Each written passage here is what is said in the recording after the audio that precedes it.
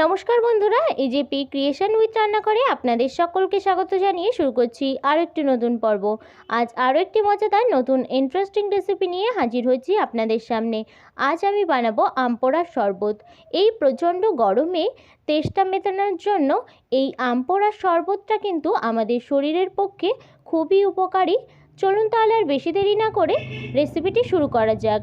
রেসিপিটি শুরু করার আগে প্রত্যেকবারের মতো আপনাদের কাছে একটাই অনুরোধ, ভিডিওটা প্রথম থেকে একটু স্কিপ না করে শেষ পর্যন্ত দেখতে থাকুন এবং রেসিপিটি ভালো লাগলে অবশ্যই একটা লাইক করে চ্যানেলটিকে সাবস্ক্রাইব করে রাখার অনুরোধ রইল।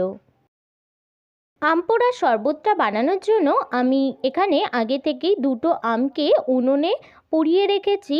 এই আম দুটোকে এবার খোসা ছাড়িয়ে নেব।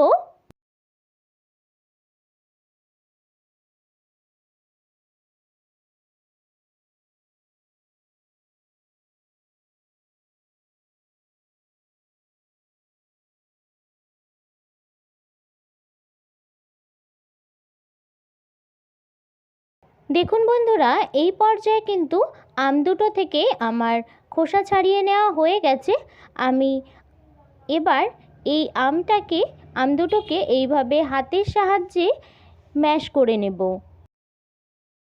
একটা কথা আপনাদেরকে বলা হয়নি, আম দুটোর খোসা ছাড়িয়ে তারপরে কিন্তু আমি আম দুটোকে ধুয়ে নিয়েছি, ধুয়ে তারপর এখানে ম্যাশ করে নিয়েছি।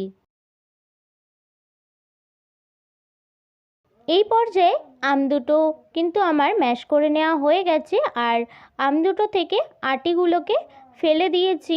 এখানে একটা মিক্সিং বোল নিয়ে নিয়েছি, সেই মিক্সিং বোলের মধ্যে ম্যাশ করা আমগুলোকে দিয়ে দেব।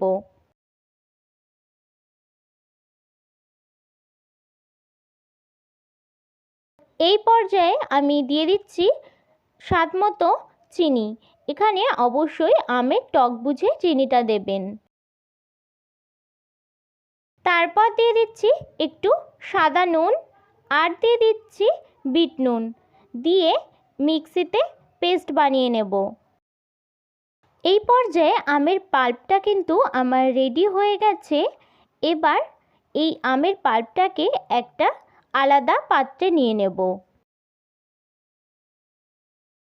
এই পর্যায়ে আমের পাল্পটা কিন্তু আমি এই বাটিতে ঢেলে নিয়েছি। এই বাটিতে এবার পরিমাণ মতো জল দিয়ে দেব। দুটো আমের জন্য আমি 2 গ্লাস আম পোড়ার শরবত বানাবো, তাই জন্য পরিমাণ মতো জল দিয়ে দিচ্ছি। এই পর্যায়ে কিন্তু জলটা আমার দেওয়া হয়ে গেছে, এটাকে এক সাইডে রেখে দেব।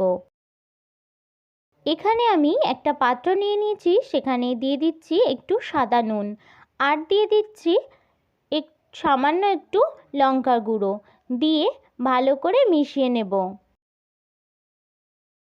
এই পর্যায়ে এটা কিন্তু আমার রেডি হয়ে গেছে। এবার আমি এখানে দুটো কাচের গ্লাস নিয়ে নিয়েছি।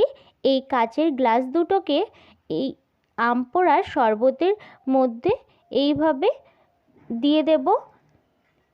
দিয়ে তারপর যেই নুন আর লঙ্কা গুঁড়ো দিয়ে যেটা বানিয়ে রেখেছি সেটা কিন্তু এই গ্লাসের উপরে এইভাবে লাগিয়ে নেব।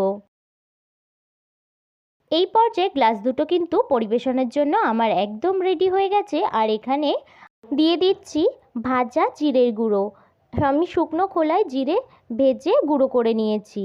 আর দিয়ে দিচ্ছি একটু চাট মশলা, দিয়ে দুটোকে একসঙ্গে আম পোড়ার শরবতের সঙ্গে ভালোভাবে মিশিয়ে নিচ্ছি। নিয়ে এবার কিন্তু গ্লাসে ভরে নেওয়ার পালা।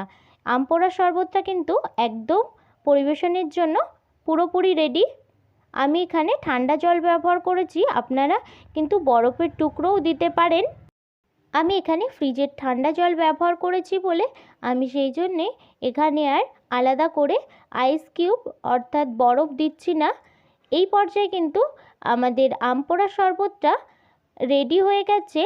এই গরমে এই আম পোড়ার শরবতটা খেলে শরীরটা কিন্তু ভালো থাকবে। আমার এই আম পোড়া শরবতের রেসিপিটি যদি আপনাদের ভালো লেগে থাকে তাহলে অবশ্যই একটা লাইক করে দেবেন এবং কমেন্টের মাধ্যমে জানাবেন আমার এই রেসিপিটি আপনাদের কাছে কেমন লেগেছে, এবং বেশি বেশি করে শেয়ার করে আমার পাশে থাকবেন, আমাকে আরও উৎসাহিত করবেন। আর আপনি যদি আমার চ্যানেলে নতুন বন্ধু হয়ে থাকেন এবং আরও নিত্য নতুন ইন্টারেস্টিং মজাদার নতুন রেসিপির আপডেট পেতে চান, তাহলে প্লিজ আমার চ্যানেলটিকে সাবস্ক্রাইব করে পাশে থাকা বেল আইকনটি প্রেস করে অল নোটিফিকেশান অন করে রাখবেন, যাতে সমস্ত ভিডিওর আপডেট আপনি ঠিক সময় পেয়ে যান। আজ এই রেসিপিটা এই পর্যন্তই। আরও একটি মজাদার নতুন কোনো ইন্টারেস্টিং রেসিপি নিয়ে আপনাদের সাথে দেখা হবে আরও একটি নতুন পর্বে। সবাই সুস্থ থাকবেন, ভালো থাকবেন এবং সাবধানে থাকবেন।